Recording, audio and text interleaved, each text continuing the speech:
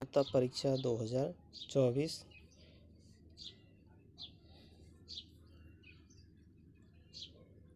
तो यहाँ पर ऑफिशियल वेबसाइट पर रीट ने आदेश जारी कर दिया है 25/3/2025 को, और इसके अनुसार कोई भी व्यक्ति किसी भी प्रश्न पर कोई आपत्ति करना चाहता है, प्रश्न के उत्तर पर आपत्ति करना चाहता है, तो 300 रुपये का प्रति प्रश्न शुल्क जमा करा करके और प्रमाणिक पुस्तक के प्रमाण एवं फीस के साथ जमा कराकर अपनी आपत्ति दिनांक 31/3/2025 तक रात्रि 12 बजे तक अपलोड कर सकते हैं।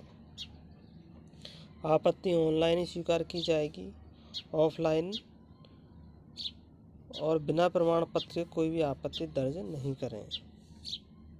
आपत्ति दर्ज करने के लिए आधिकारिक वेबसाइट है रीट की www.reat2024.co.in पर कर सकते हैं।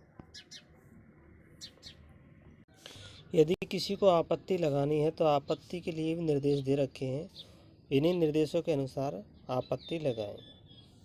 तो आपत्ति लगाने के लिए परीक्षार्थी को यदि किसी प्रश्न के उत्तर में कोई आपत्ति है तो अपनी आपत्तियां 31 तारीख तक करा सकते हैं, और आपत्ति निम्न प्रक्रिया से दर्ज करानी होगी। सबसे पहले क्या करना होगा, सबसे पहले अभ्यर्थी द्वारा रीट की वेबसाइट पर ऑब्जेक्शन ऑन आंसर की पर क्लिक करना होगा। क्लिक करने के बाद उसमें रोल नंबर डालने हैं, जन्म दिनांक डालना है। इसके पश्चात में अभ्यर्थी को आवेदन पत्र में अंकित मोबाइल नंबर पर OTP प्राप्त होगा। दूसरे स्टेप में OTP वेरीफाई करनी होगी।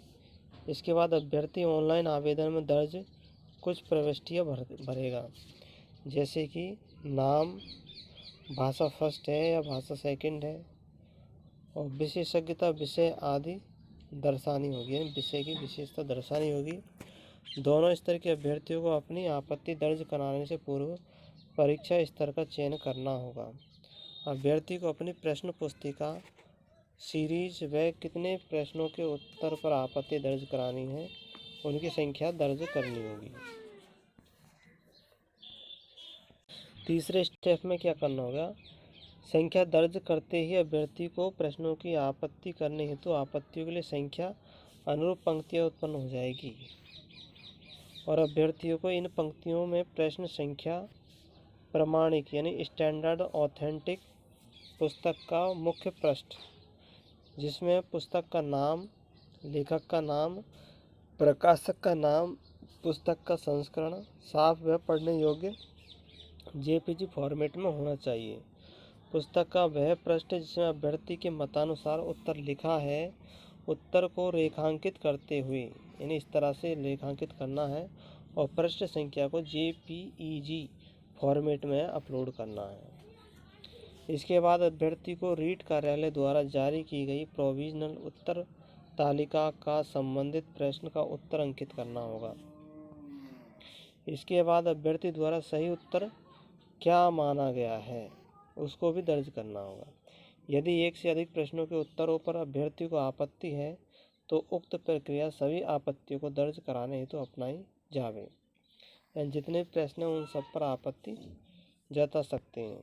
चौथे स्टेप में अभ्यर्थी द्वारा आपत्ति की प्रविष्टियाँ दर्ज करने के पश्चात प्रति प्रश्न 300 रुपये के अनुसार एक चालान जनरेट हो, यानी एक प्रश्न का 300 रुपये होगा, तो अगर 2 प्रश्न हो जाएंगे 600। इस तरह से चालान जमा कराना होगा, और चालान का भुगतान अभ्यर्थी द्वारा ऑनलाइन ही करना होगा। चालान की प्रिंट अपने पास सुरक्षित रखें। फिर यहाँ पर निर्देश दे रखे हैं कि आपत्ति हेतु प्रति प्रश्न 300 रुपये। यदि किसी अभ्यर्थी ने आपत्ति दर्ज की है एवं चालान का भुगतान नहीं किया है तो इस प्रकार की आपत्ति कंप्यूटर में दर्ज नहीं होगी, अतः चालान कटेगा तभी आपकी आपत्ति दर्ज होगी। आपत्ति दर्ज कर भुगतान के उपरांत आपत्ति दर्ज होना सुनिश्चित करें। चालान जमा होने के पश्चात अभ्यर्थी को उसके द्वारा प्रविष्ट की गई आपत्ति का प्रिंट जिसमें अभ्यर्थी द्वारा दर्ज की गई आपत्तियों का विवरण होगा, अपने पास सुरक्षित रखना होगा। यहाँ पर अभ्यर्थी द्वारा आपत्ति दिए गए प्रमाणिक पुस्तकों के होने चाहिए। इसमें गाइड, पासबुक आदि से नहीं होने चाहिए। यहाँ पर दे रखा है कि किसी की गाइड हुई या पासबुक हुई उससे और उसको मान्य नहीं किया जाएगा, सिर्फ उसी को माना जाएगा जो स्कूलों में पुस्तकें चलती हैं, उन्हीं को ही माना जाएगा। दोनों स्तरों के अभ्यर्थियों को अपने परीक्षा स्तर के चयन के पश्चात प्रत्येक स्तर के लिए पृथक पृथक ऑनलाइन आपत्ति दर्ज करानी होगी। अगर किसी ने दोनों लेवलों से दिया है तो दोनों लेवलों की अलग अलग करानी होगी। अभ्यर्थी किसी भी प्रश्न पर एक बार ही आपत्ति कर सकता है, यानी एक बार इसको आपत्ति दर्ज करानी होगी। अब आगे हम देखते हैं कि जो लेवल 1 है,